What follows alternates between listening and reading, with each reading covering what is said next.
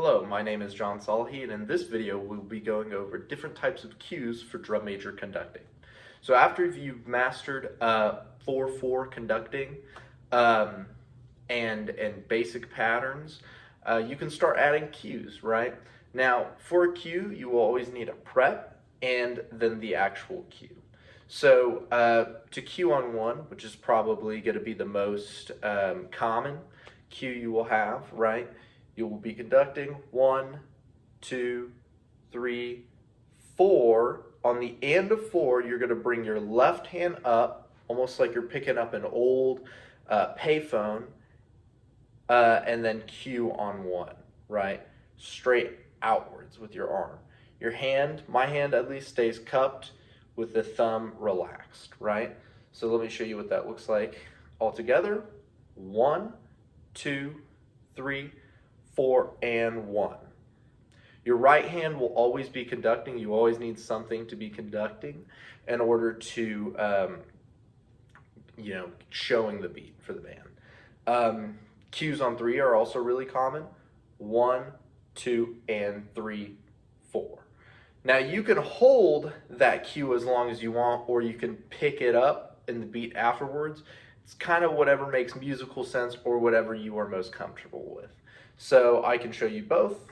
1, 2, 3, 4, and hold. 2, 3, 4, pick up.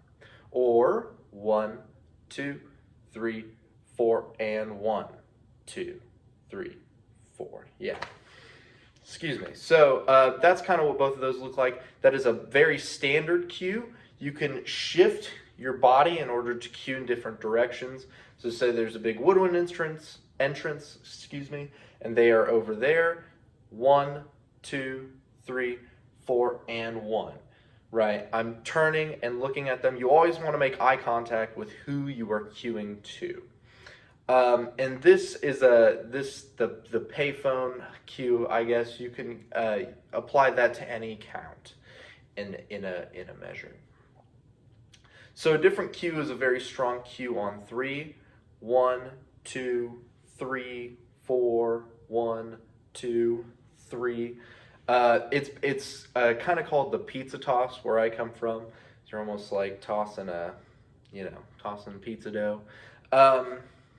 But essentially, you bring both hands up, almost like you have a spear, right?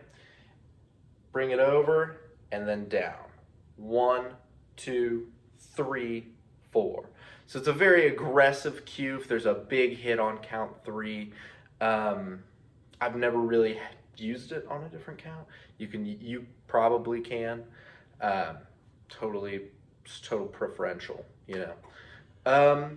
Another cue that I've learned is the Big Momma. So the Big Momma is a pretty fun one. It is in reference, not the name, but the actual cue is in reference to when drum majors used batons. I know some still do. Or sorry, maces, not batons. And what that looks like is a 1, 2, and 3, 4, 1.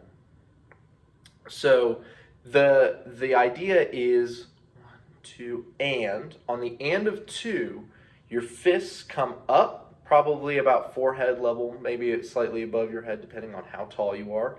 They're facing inwards. They're parallel to one another. 3, you're hitting a door frame. Now this is probably the hardest part for some people to catch. Your door frame is going to be about where your hands rest for your ictus. You don't want too far out. This is kind of ridiculous and hard to visualize, and you don't want too far in. It just doesn't look quite right. So 1, 2, and 3, hit the door frame. 4, so see how one of my palms would be facing outwards and one is facing inwards. The one on the bottom is inwards, one on top is outwards, but they're closed fists. And then you're gonna imagine you have a mace and you're gonna toss it up. Toss it up. Now you don't want the cue to be too far up unless that is what you're going for. I normally keep it where the phone call cue would be. So 1, 2, and 3, 4, 1. Right? 1, 2, and 3, Big Momma. that one, my door frame was a little too far out. So you can kind of see what that looks like. It's not too great. Finally, the last cue is a pretty easy one. It's very similar to the phone call cue, if you may, but it's just pointing. Depending on the style of your show, or what's going on in the music, just a point can really be aggressive and a cool cue. So 1, 2, 3, 4, 1. You still kind of pick it up like a phone call, but you just point really aggressively. Not always called for, can work sometimes, not other times. But I hope this video on cues helps, and there might be another video soon with some other cues. So thanks for watching.